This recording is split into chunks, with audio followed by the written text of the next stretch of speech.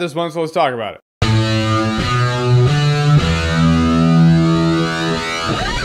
Jim and Andy, The Great Beyond. So Jim and Andy, The Great Beyond is a documentary. I guess Jim Carrey had a camera crew following him around, documenting everything behind the scenes of the making of the movie Man on the Moon. For those of you who don't know what Man on the Moon is the Milos Forman directed biopic about Andy Kaufman. Andy Kaufman was a comedian. He was also ultimately a super troll. He was like an internet troll pre-internet. He was a troll before we knew what a troll was. He was just a guy who liked fucking with people. Some saw him as a comic genius, some saw him as annoying. Point is, he left his mark. Jim Carrey really wanted to play the role. Jim Carrey played the role, and now we see how Jim Carrey got into the mind of the role. See, I had heard stories, I had heard tale back in the day from the DVD commentary on Man on the Moon that Jim Carrey never showed up for work. It was either Andy Kaufman, Foreign Man, who was also Latka, and Tony Clifton. I loved Tony Clifton when this movie came out, man. I used to go through drive-thrus and order a bunch of food that wasn't on the menu. Go to Taco Bell, I'm like, hey, I would like a Big Mac, a large order, fries, and a Whopper. Stupid thing is, I would eat the food I actually ordered for real. So 98% I tasted semen in my life and didn't know it. But back to the movie, you really did see how meta Jim Carrey got. And what makes it great is it's a 20-year retrospective. There are also interviews with Jim Carrey now talking about his thought process then, what he thinks when he watches this footage. Yeah, this footage was never supposed to come out. The studio was like, we don't want people thinking Jim Carrey's an asshole, so no to the release of this footage. Now, apparently they just don't care. Or in the social media world, it does have a market and a place. And as sometimes that meta shit can really look annoying as hell, like Jared Leto did with the Joker, mailing people dead rats and condoms and shit. What it looks like Jim Carrey did, I don't know if he did it on purpose or accidentally, but he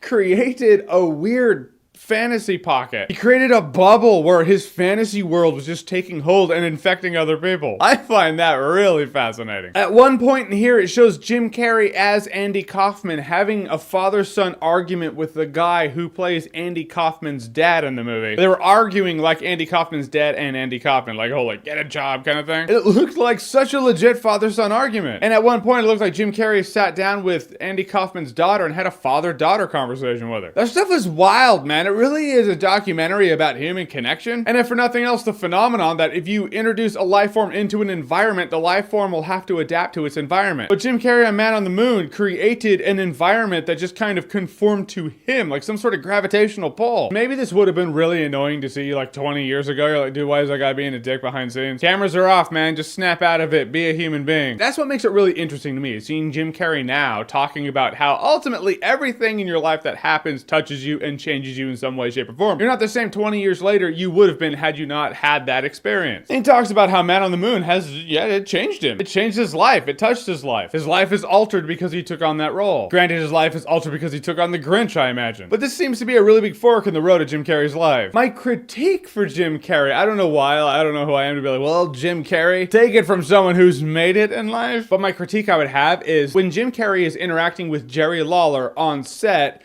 and cameras aren't rolling, he's a dick to him. On set, Jim Carrey was being the Andy Kaufman villain character that Andy Kaufman and Jerry Lawler used to troll the entire world. But he wasn't being Andy Kaufman, who would have interacted with Jerry Lawler in a friendly way. If he was actually meta being Andy Kaufman, when cameras were rolling, he would play the role fine, then when cameras were off, he and Jerry Lawler would laugh and joke. But instead, in this documentary, when you see Jim Carrey and Jerry Lawler interacting, Lawler just looks irritated. But I'm sure Jim Carrey knows that. I'm sure he watches this footage like, yeah, I should have done the other angle with that. I'm pretty sure Jerry Lawler never wants to talk to me again. But as you see in the documentary, him going that direction really does, it creates friction, which pulls people further down into the madness of this weird construct. This fantasy world that Jim Carrey built on set. I don't know if I'm telling you to watch and enjoy insanity play out, or watch and enjoy an interesting behind the scenes look of a movie. All I know is I really enjoyed this. I found it really fascinating. As a fan of Man on the Moon, I should review Man on the Moon. If you're not a big fan of Man on the Moon, if you haven't seen Man on the Moon, if you don't know much about Andy Kaufman, I imagine you won't get as much out of this as someone who is a fan of those things and does know those things. But I still think it is an interesting look, if for nothing else, into the eccentric mind of an actor. And watch that actor 20 years later talk about his eccentric mind 20 years ago. So check it out. It's on Netflix right now. Have fun. All right, guys. So Jim and Andy, The Great Beyond. Have you seen it? What did you think about it? Whatever you thought, comment below. Let me know. And as always, if you like what you've seen here and you want to see more, click right here to see more.